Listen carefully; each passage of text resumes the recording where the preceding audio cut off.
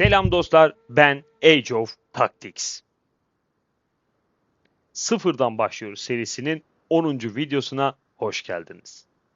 Arkadaşlar, Age of Empires Mobile'a yeni başlayanlara özel olan serinin 10. videosu olan bu videoda sizlere tüm sezonların kahramanlarından bahsedeceğimi söylemiştim.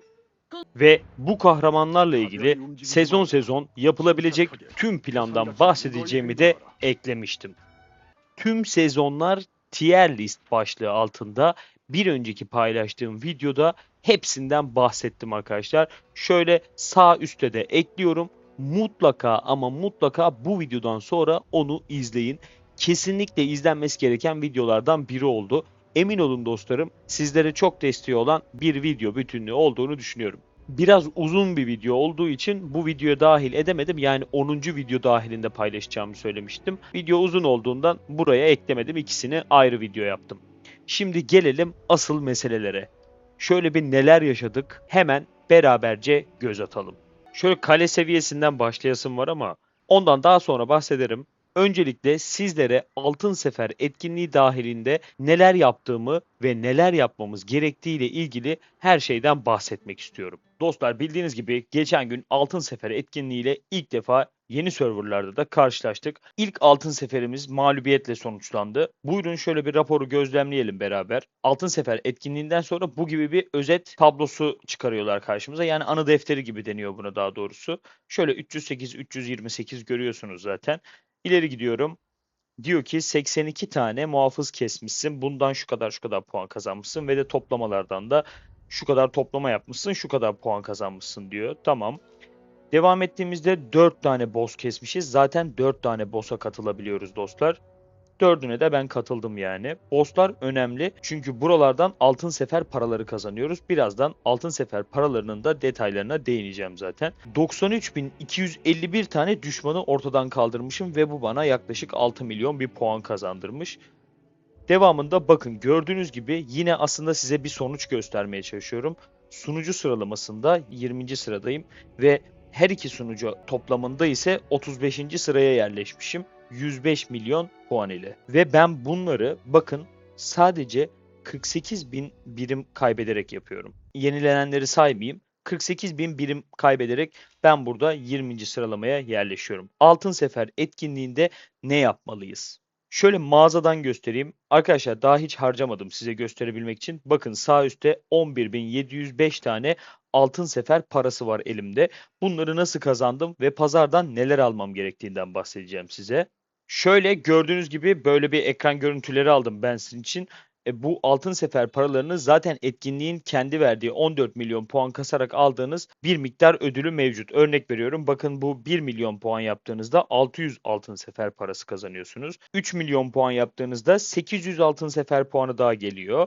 Devamında da bakın gördüğünüz gibi bu gibi 1000 tane 5600 puan yaptığınızda 1200 tane daha ekstra olarak geliyor ve de son olarak 1500 tane de Altın Sefer'in kendi etkinliği direkt olarak size bunu sağlıyor arkadaşlar. Akabinde haritada şu gibi şuradaki mor şeyler var ya, bunları tabii karşı sunucuda yapmanız gerekiyor. Yani rakip sunucuya ışınlanıp yapmanız gerekiyor.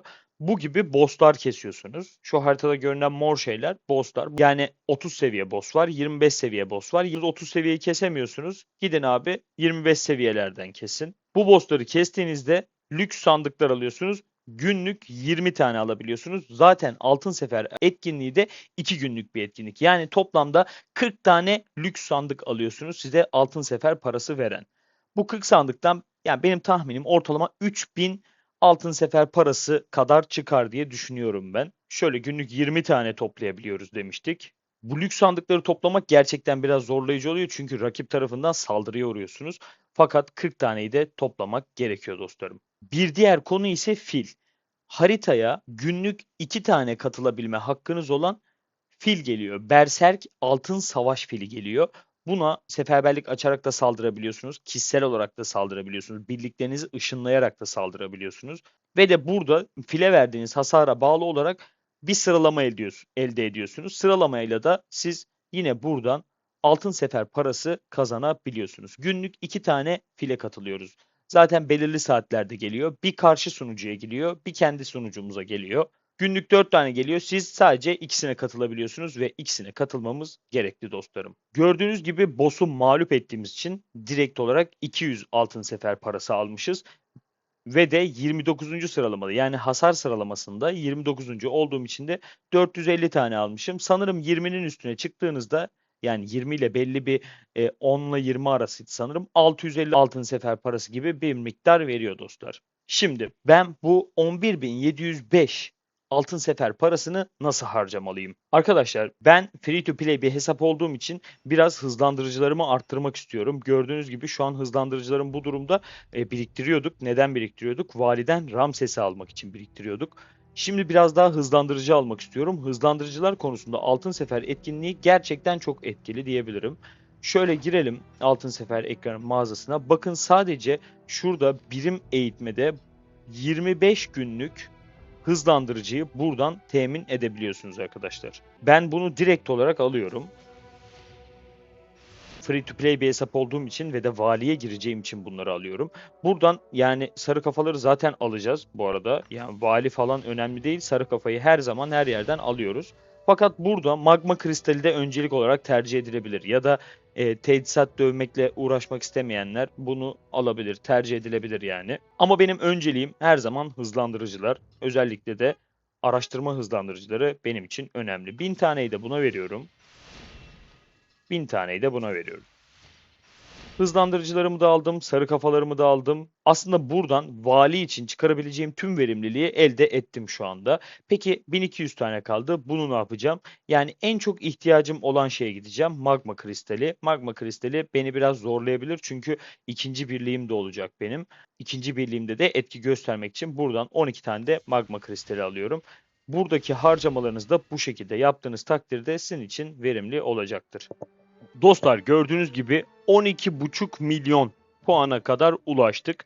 Bir önceki videoda yanlış hatırlamıyorsam 10 milyon gücündeydik. Şimdi VIP seviyesini 7 yaptım. Sizlere VIP seviyesini 7 yapacağımı söylemiştim. Yaptık abi. 9.000 imparatorluk parası harcadım sadece. İlk müsaitlikte de buradan, yani biraz fazla gerekiyor. Şu an elimde o kadar yok.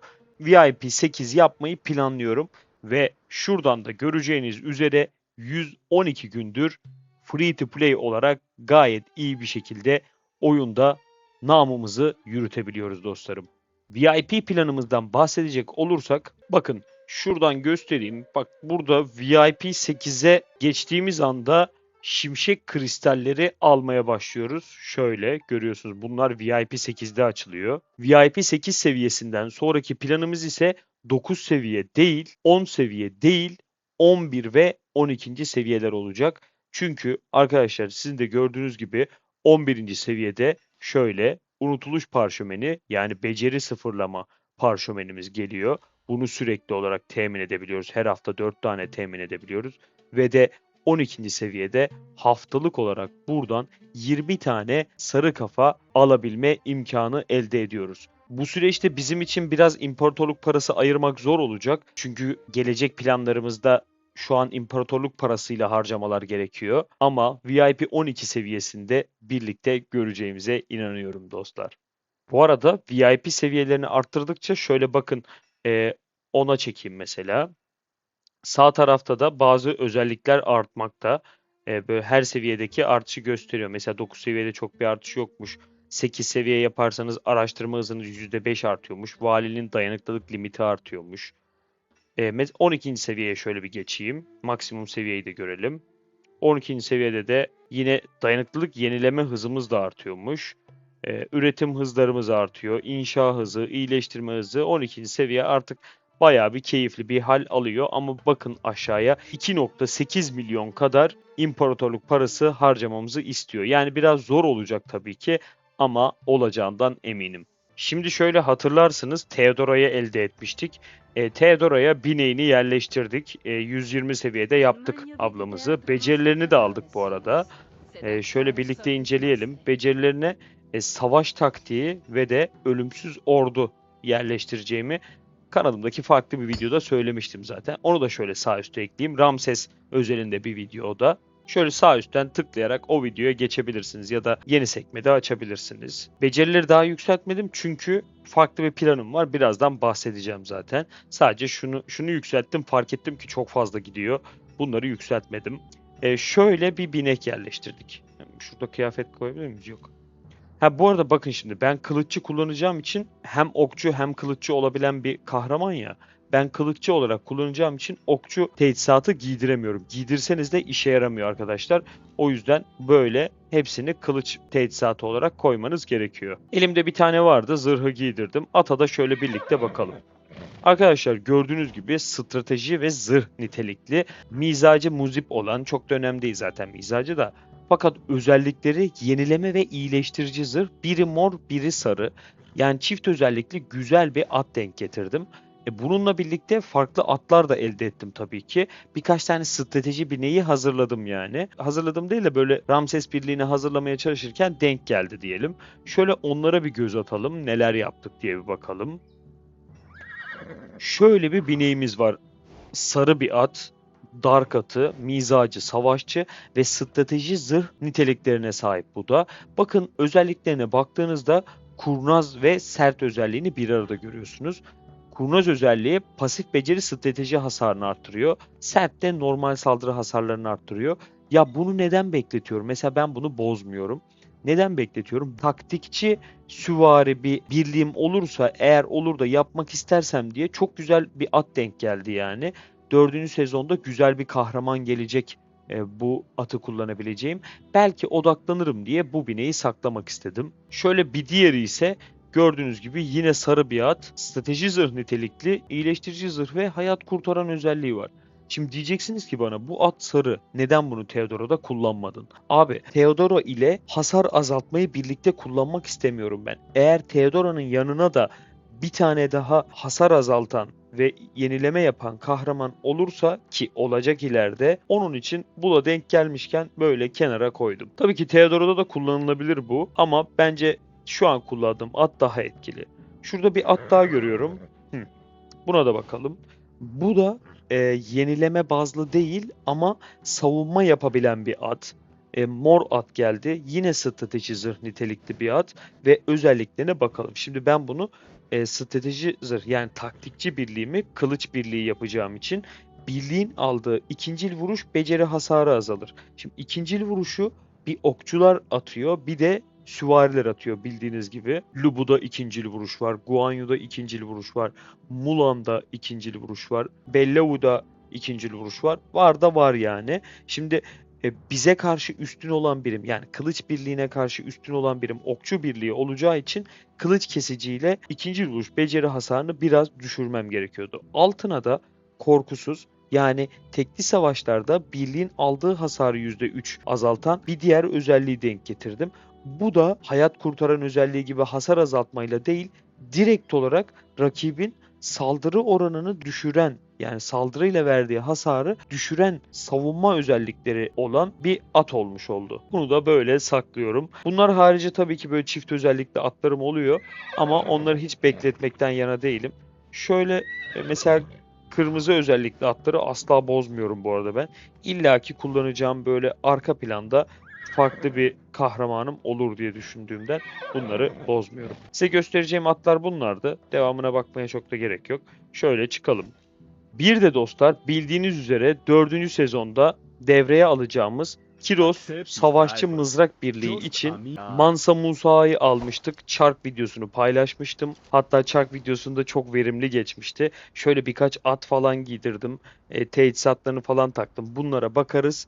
Ama bu Musa'dan önce bu birlik için aldığım farklı bir kahramanımız vardı. Boudica vardı.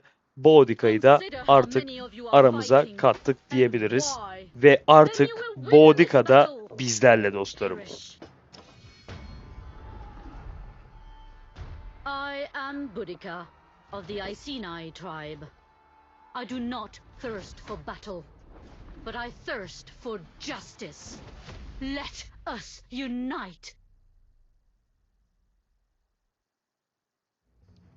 Abla böyle hiç sinirli durmuyor ama çok kararlı bir yapısı var gibi yani. Neyse, hoş geldin ablacığım.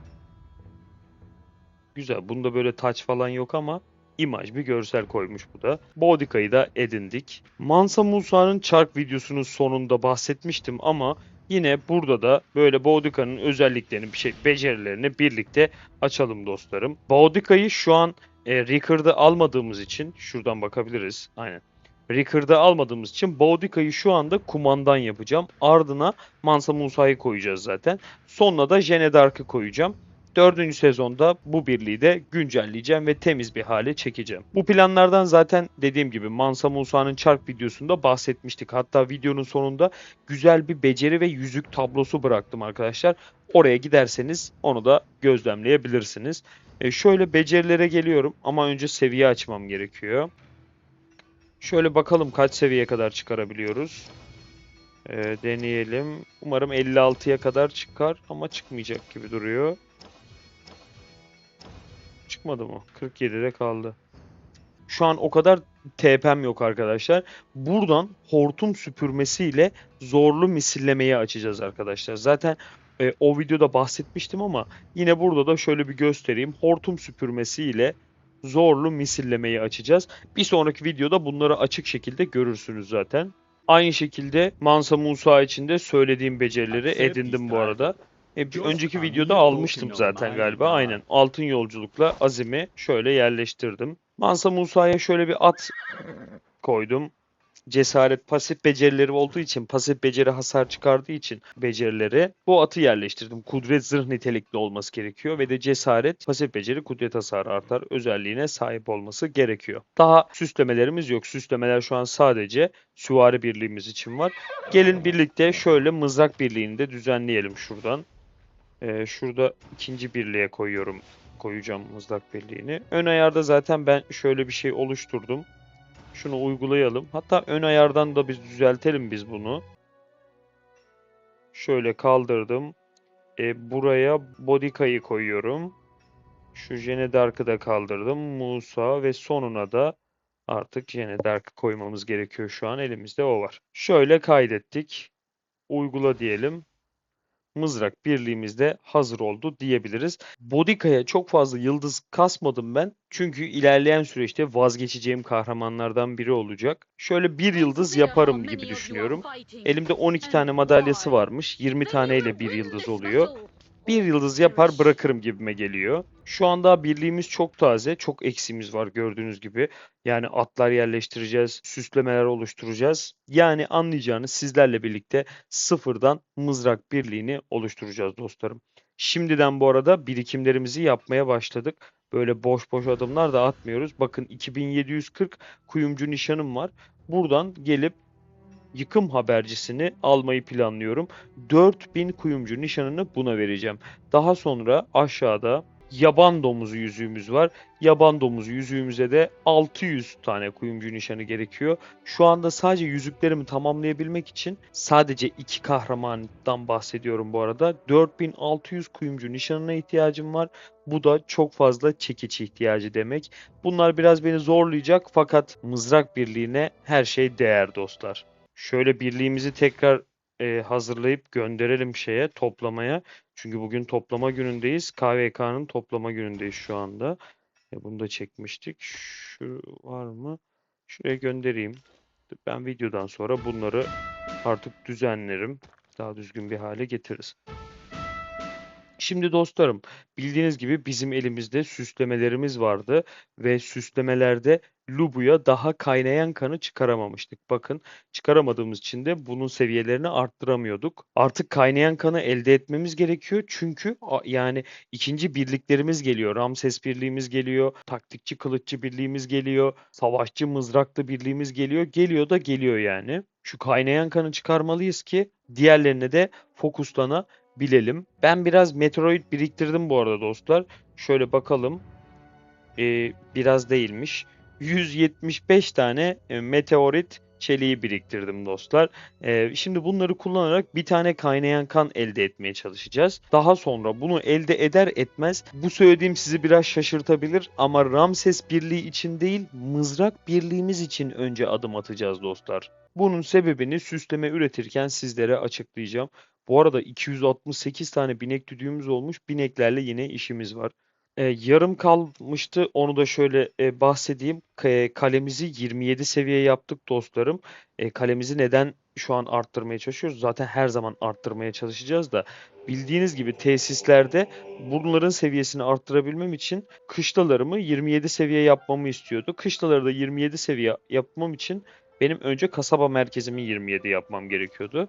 Ben de yaptım. Şimdi gördüğünüz gibi şöyle ocaklarımı seviye atlatıyorum. Buradan geldim 1000 imparatorluk parasına şöyle üçüncü inşaatçıyı da satın aldım. Biraz daha hızlı devam etsin diye. Ocaklarım geliştikten sonra da hemen kışlalarımı geliştireceğim ve kale tesislerindeki eğitim sahası ve antrenman salonunu da hemen arttırmaya koyulacağım dostlar. Tabii ki bunları ne zaman arttırıyorduk? En kudretli imparatorluk yani KVK'nın son gününde, son 2 gün içeriyor bunu. Güç artışı gününde bunları yani teknik puanlarımızı kullanacağız dostlarım. Şimdi gelelim süsleme üretimine. Şöyle süsleme atölyesine geçtik. Kaynayan kanı Yılmaz Demir'de istiyorduk. Biz Üsal Zambak'ta değil burada istiyoruz. 17 tane direkt olarak açabiliyorum. Devamında istemediklerimi kırma şansım olduğu için tabii ki de 17'den fazla açarım diye düşünüyorum. Şimdi beraber üretmeye başlayalım. Şöyle atla seçeneği kapalıydı zaten. Şöyle bir tane üretelim. İlkinde çıksa şöyle biz de sırtımızı yaslasak rahat rahat. Bulut delici çıktı. Kıracağız bunu. Şöyle bir tane daha basalım. Burada totemim yok dostlar. Dolanma çıktı. Valla süsleme totemi daha uyduramadım. Yani öyle bir şey hissedemedim diyeyim ya da. Yine dolanma çıktı. İki tane dolanma çıktı. Şöyle atlaya tıklayarak bir tane hızlıdan basalım. Korkutma verdi. Yine korkutma verdi. Bir sıkıntı var gibi. Hep aynı şeyleri veriyor. Zafer işe yaramaz. Direniş olmadı. Kan öfkesi yapma hadi ya. 5 tane birden basayım mı? Basıyorum abi. Kaynayan kan çıkmadı çünkü mavi özellikler görüyorum. Şöyle ki sizin de gördüğünüz gibi. Aynen. Yani bu gidişle biz kaynayan kanı çıkaramayacak gibiyiz. Acaba diyorum direkt artık mızrağa mı yönelsek çünkü bu kadar meteorit çeliği biriktirmek de zor yani. Neyse şöyle şansımızı bir deneyelim. Bulut delici. Atlayı kapatıyorum. Hadi kaynayan kanı ver artık ya. İtibar verdi. Bastım. Yok abi vermiyor ya. Farkındaysanız şöyle gereksiz bir birikinti oldu şu an elimde. Toplu parçala dediğimde kullanılmayanların hepsini mi parçalıyor burada? Parçala abi. Aynen. Tamam. Bu da riskliydi ya. Bilmediğim bir şey yaptım şu an. Bir arkadaş parçala demişti. Toplu bir şekilde yap demişti. O yüzden yapayım dedim. Geldim tekrar 9 tane yapabiliyorum. Şöyle bir şey yapalım mı ya? Araya bir tane yol gösteren yıldız atalım mızrak için. Burada da özel etkilerde Kiros için kan borcunu istiyoruz abi. Kan borcu gelmesini istiyorum ben.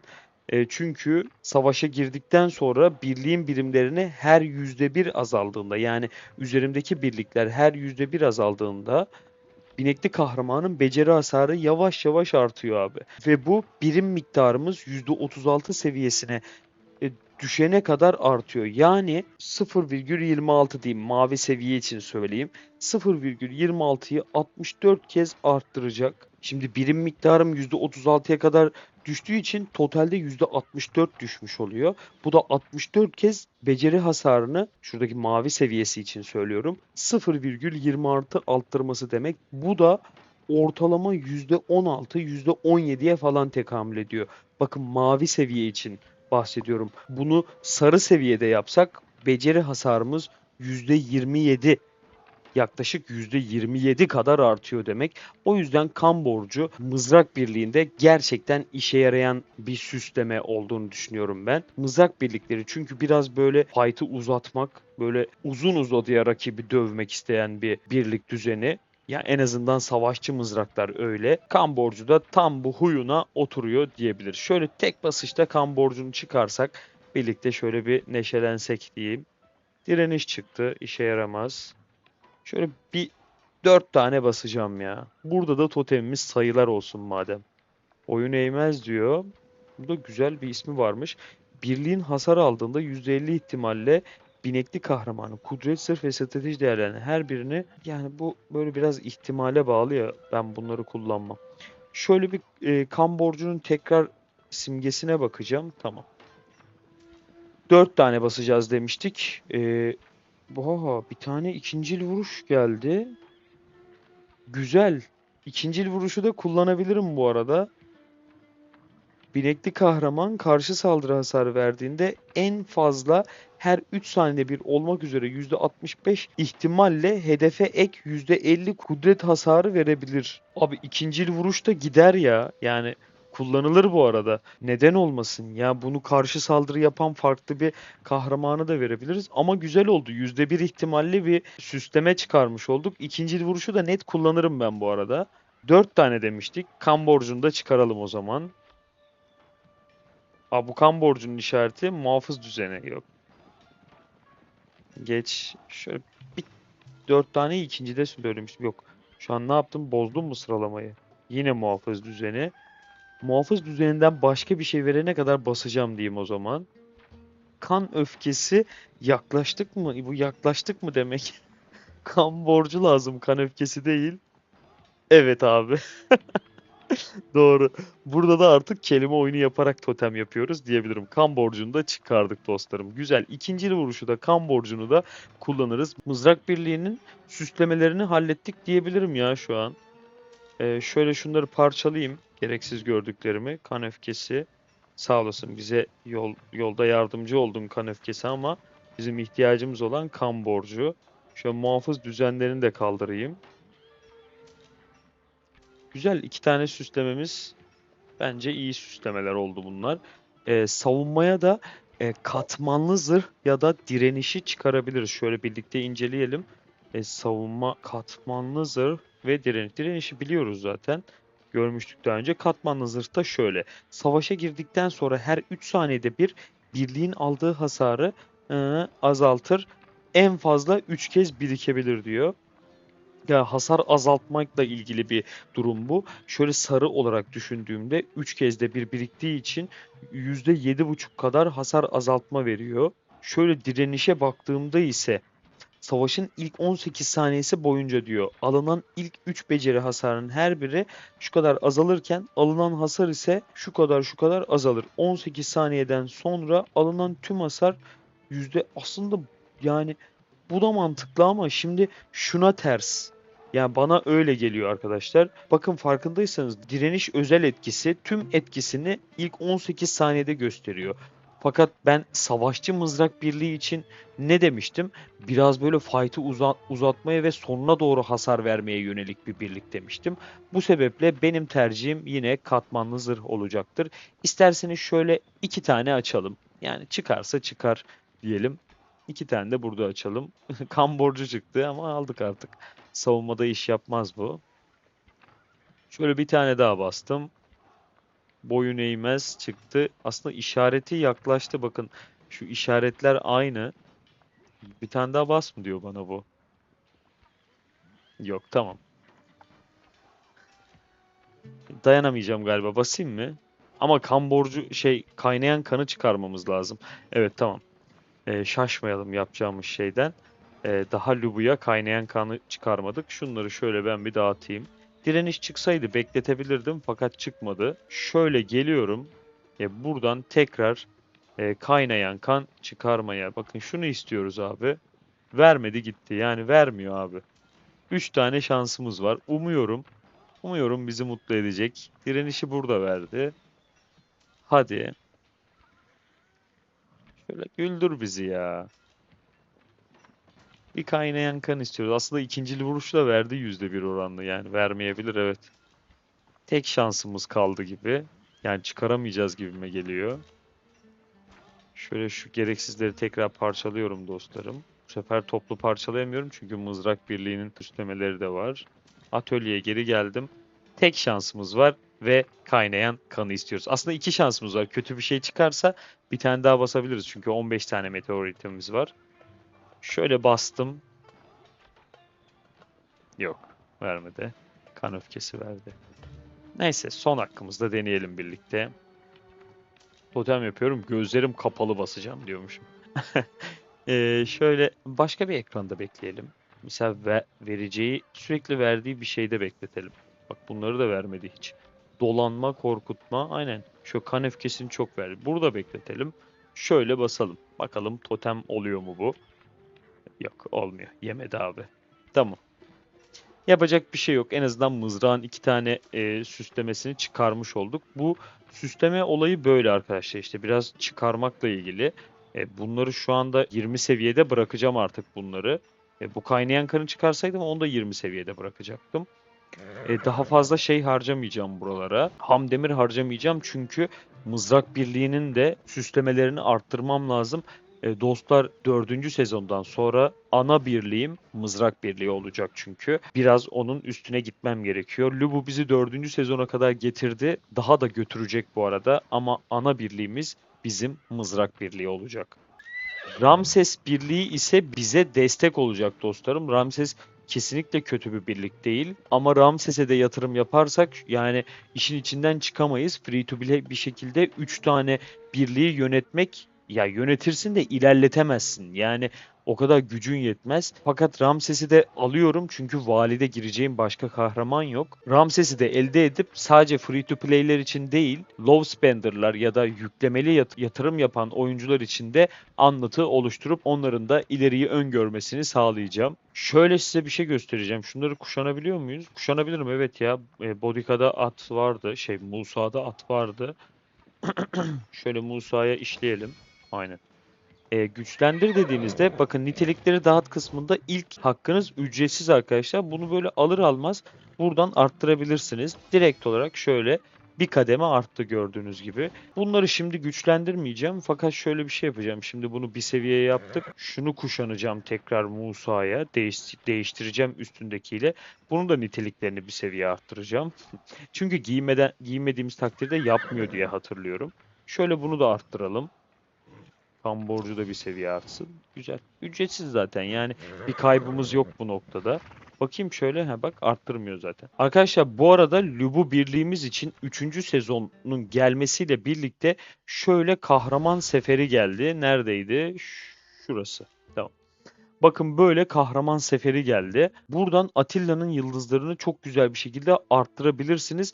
Kesinlikle yatırım yapan arkadaşlara burayı tavsiye ediyorum. Kahraman seferini kesinlikle almalısınız dostlar. Ve de tabii ki de krallık hazinesini zaten her seferinde her ay yeniden almanız gerekiyor. En mantıklı yatırım burada bu oyunda bence krallık hazinesi. Kahraman seferinin detaylarına geleyim. Şöyle gördüğünüz gibi ben şu anda bir tane madalya alabiliyorum. 200 tane var elimde. Buradan madalyaları biriktirdikçe Attila ya da Richard ya da Tribuana neyi yapıyorsanız özel madalyalarını temin edebiliyorsunuz dostlarım. Bakın şöyle bir şey göstereceğim. Sadece 135 TL'ye tekamül ediyor Türkiye'de ve 500 şurada da veriyor 1000 bir de başta veriyordu 2000. Yani 20 tane hayır 20'den de fazla. 24 tane madalya demek oluyor. Her seferinde burayı aldığınızda 24 tane madalya demek oluyor. Kesinlikle almanız gerekiyor dostlarım. Dostlar bildiğiniz gibi bu arada vali atlattık biz. Şöyle göstereyim. Ben bu valiye girmedim. Bakın hemen birinci olan kişi Ramses'i almış. Artık ekran resmi olarak da kullanıyor şu anda. Ben bu valiye girmedim fakat böyle kötü bir sıralamada göstermedim. 50'lerde falanım işte şöyle burada bir yerdeyim. Aynen.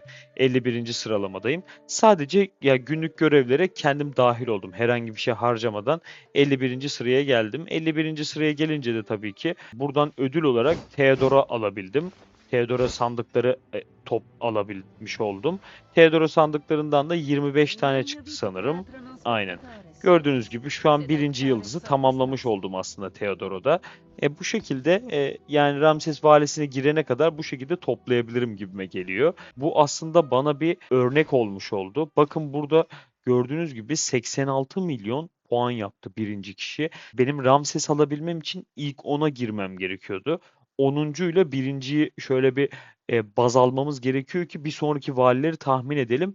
Bir de bu valide herkes istediği için, aslında Ramses'i istediği için bu kadar yüksek puanlara ulaştı. Ama benim skalam bu olmalı. 50 milyon ile 86 milyon arası bir puanı şart koşmam gerekiyor kendime. Yani en azından bir hedef belirleyerek devam etmeliyim. Zaten vali videosunda ben sizlere çok güzel bir vali hesaplayıcı sunacağım dostlarım. Onunla daha valiye girmeden kaç puan çıkarabileceğinizi ortalama olarak hesaplayabileceksiniz. Bu arada dostlarım, Ramses'i aldığımda madalya harcamayacağız Ramses için. Ramses'e kazandığımız, yani valilerden kazandığımız madalyaları kullanarak güçlendirme sağlayacağız. Çünkü Ramses, nasıl size az önce dedim ya, Lubu beni 4. sezona kadar getirdikten sonra 4. sezonda ana birliğim mızrak oluyor diye, Ramses bu süreci destekleyecek ve elimizde bulunması gereken kahramanlardan olduğunu düşünüyorum dostlar. Ve tabii ki Ramses birliğini oluşturma amacım, Ramses ile neler yapabileceğimizi görmek ve de sizlere göstermek olacak dostlarım. Dostlar, bu videoda anlatacaklarım bu kadardı. Tier list videosunu izlemeyi unutmayın. Lütfen tier list videosundan yorumlarınızı eksik etmeyin. Görüşlerinizi bildirmeniz benim için çok önemli. Etkili bir video olduğunu düşünüyorum. Bu videonun sonuna da ekleyeceğim. Oraya dönüp onu izlemeniz gerekiyor. Bu videoyu ne zaman paylaşacağımı daha planlamadım. Ama eğer bayramda paylaşırsam bayramınız şimdiden mübarek olsun dostlarım. Eğer geçtiysek de o süreci, geçmiş bayramınızı kutluyorum. Dostlarım, görüşmek üzere, taktikle kalın.